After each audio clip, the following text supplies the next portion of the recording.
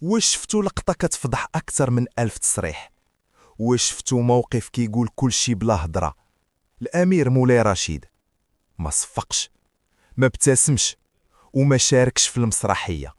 اليوم هذه ما بقاتش غير ماتش كورة، هادشي إهانة للمغرب، إهانة للجماهير، وإعلان رسمي بأن الكاف مؤسسة فاسدة. شوفوا مزيان معايا، ملامح الغضب واضحة، الرفض واضح، والرسالة واضحة: أنا ما نشاركش في التزوير. واش أمير من الأسرة الملكية غادي يغامر بسمعته إلا ما كانش هادشي خطير بزاف؟ المنتخب السنغالي انسحب من النهائي حيث الحكم أعلن على ضربة جزاء صحيحة ما فيها لا شك لا نقاش. بدل ما يتحاسب المنسحب، بدل ما تطبق القوانين، الكاف اختارت الصمت، والصمت هنا تواطؤ.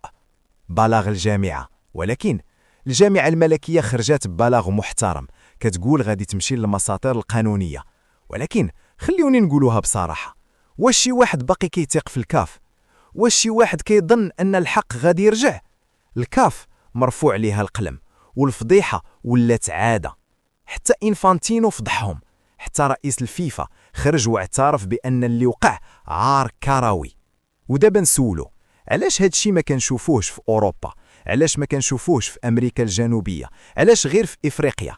الجواب واضح، حيث الكاف متساهلة مع الفساد. سرقة علنية للكأس، سميو الأمور بمسمياتها. النهائي تشوه والكأس تساقط قدام الكاميرات وقدام العالم كامل. وهادشي ماشي غير ظلم الرياضي، هادشي جريمة أخلاقية.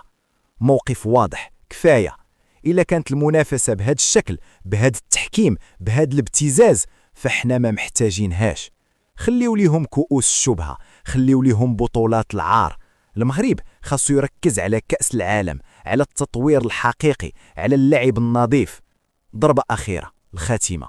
اليوم الكاف فقدات الشرعية، واليوم الثقة ماتت.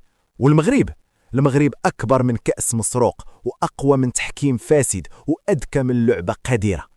أما اللي كيتغداو على الفشل وعلى الرشوة وعلى الكواليس غادي يبقاو ديما فاشلين.